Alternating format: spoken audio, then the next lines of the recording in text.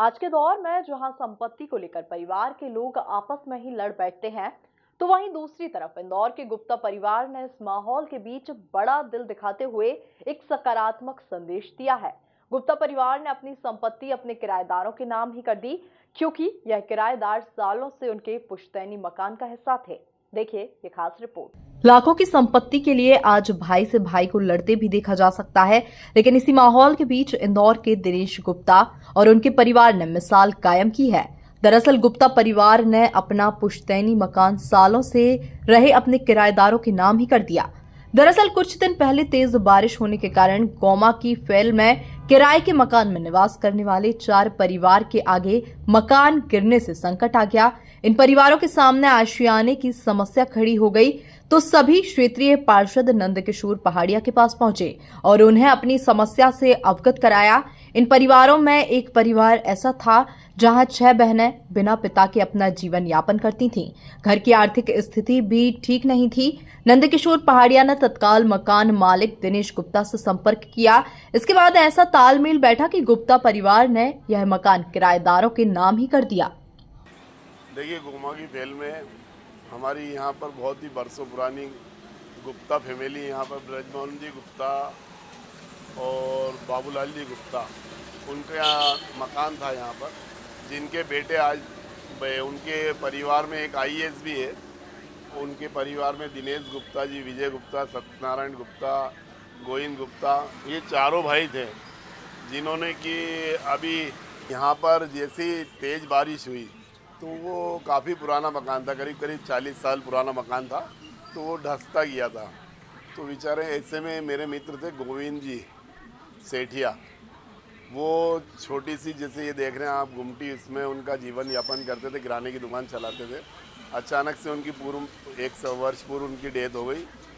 तो उनकी 6 बेटियां थी, तो घबराई हुई बच्ची थी, और जैसे पीछे वाले भी एक विडो बच्ची थी 30-32 साल की, उसका, और एक रमेश वर्मा का, एक लीलाबाई का, और एक उन सेठिया परिवार के बड़े भाई थे वो रणछोड़ जी।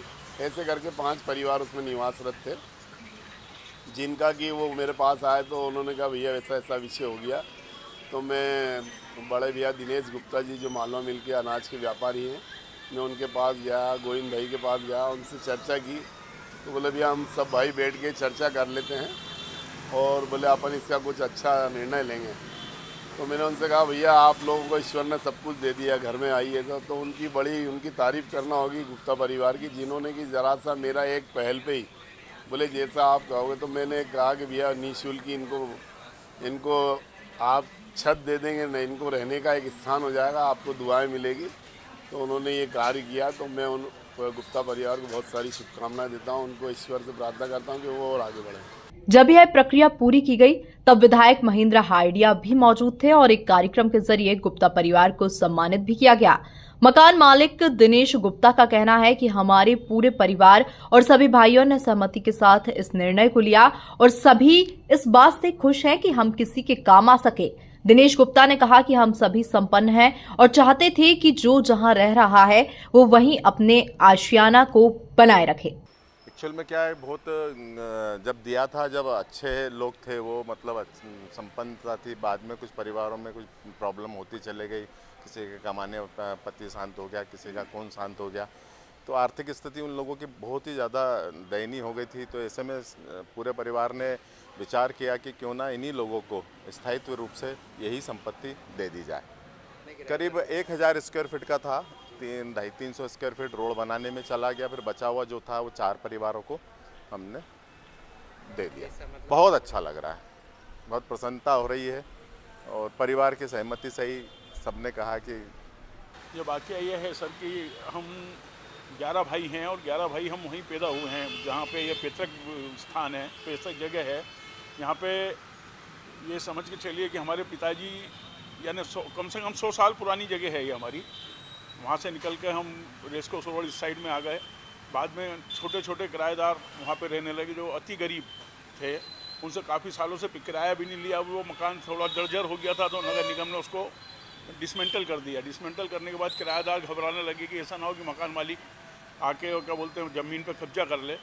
लेकिन हमने ऐसा ना करते हुए जितने भी जो भी किराएदार थे, वो 4-5 किराएदार हैं, उनको उतनी जितनी जगह वो रहते थे उतनी जगह उनको निस्वार्थ और निःशुल्क उनको प्रदान कर दी, जिससे कि वो अपना भरण पोषण कर सकें, अपना परिवार चला सकें और सुख शांति से रह सकें। हमारी दिली इच्छा है कि भाई गरीबी सबने देखी है, लेकिन कभी भी किसी गरीब के साथ और गरीबी का फ़ायदा ना उठाएं। कोशिश करें कि कहीं अपन सबल हैं तो लोगों की मदद करें। यही धारणा से पूरा परिवार, मेरे छोटे भाई विजय है, सत्यनारायण है, गोविंद है, सब ने एकजुट एक मत होकर यही करा कि ये काम अपन को निःशुल्क करना है, और जिससे अपने पिताजी और अपने बड़े जो पूर्वज हैं उनकी भी आत्मा को शांति मिलेगी कि नहीं हमारे बच्चे सत मार्ग पे चल रहे हैं। ये गोमा की फेल में स्थित मकान है, मेन रोड का मकान है। आज की तारीख में उस जगह की कीमत 40 से 50 लाख रुपए है, लेकिन हमको पैसे से कोई लीजिए दीजिए नहीं था, ना हमको पैसे की कोई लालच है। कोशिश ये थी कि जितने लोग वहाँ रह रहे हैं वो सुख शांति से वहाँ अपना जीवन व्यतीत करें और रहें।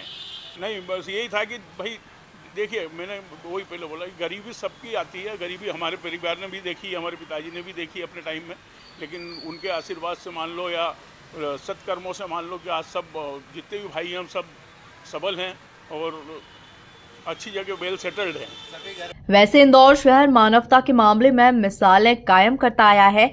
आज गुप्ता परिवार के इस कदम ने भी शहर की इस तासीर को कायम रखने की दिशा में नया अध्याय जोड़ दिया है। Bureau report, MP news, Indore.